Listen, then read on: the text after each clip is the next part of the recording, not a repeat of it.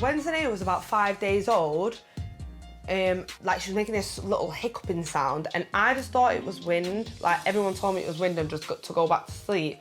But it's true, you do have a mother's instinct, because she was poorly, she got admitted to hospital, and she was there right up until like the day before Christmas Eve, so about 3 to 4 weeks. And I actually thought at that time, like I actually had, this is really, really bad, and I've never really spoke about this, but I actually had to leave the hospital and get my mum to go there, because I thought, right, my baby's gonna die now, and I can't be it. I can't do this, I'm not doing it. And I just literally got my bag, and I walked out of the hospital. I was like, I can't do this anymore.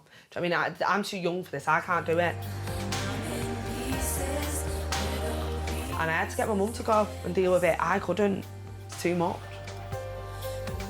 She just felt heartbroken to see Zena'ya like that.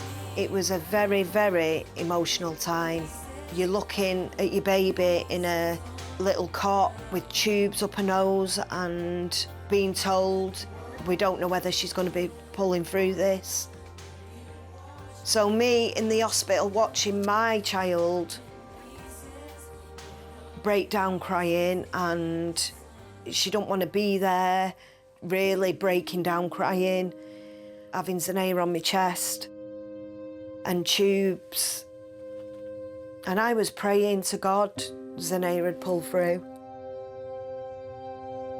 I think it was an heartbreaking time. God's gave me my purpose. I'm never going to be alone in this life again. But then flash before my eyes quickly, it was on its way out. Do you know what I mean? Like I felt like it was being dragged away from me. The whole family was worried. I was worried sick of what was going to happen and what was the next thing that was going to happen to her and all that. Like, it was all just worrying. I kept getting like more attached and more attached, but I kept seeing her like getting a bit more poorlier and poorlier, because they just didn't know what was wrong with her. But then obviously it had come to light that she had the cold sore virus. It's like I got straight into mum mode then. I didn't want no one around us, didn't want no one to come near me, I didn't want no one to touch my baby's bottles. I then was solely my child. I didn't want none of it. When she was sleeping in the Moses basket, I'd have a full-blown argument, like, don't touch her, do you know? I really got the meaning of being a mother.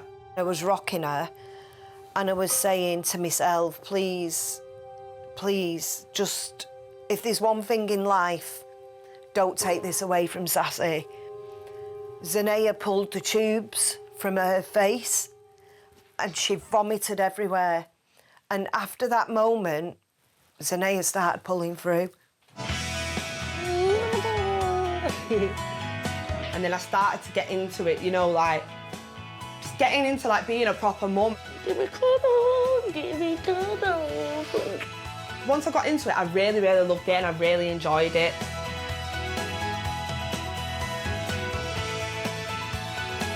Family hug, woo!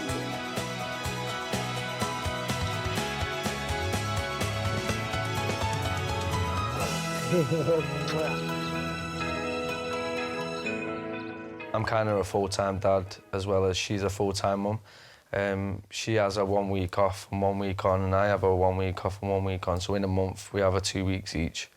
I know it sounds daft to have a kid for a full week, but yeah, it works. It works for us both. Because when we're so young, you don't want to stop going out, you don't want to stop interacting with your mates, you still want to do them things, and it kind of helps. It helps. Not many people can do that. Me and Darren, a lot went on before we had Zena'ya, a lot went on mid-pregnancy. What are different things from life, and you know, when you're parenting with somebody that's not very alike you, it starts to cause friction a lot of the time. So we just didn't work out at all.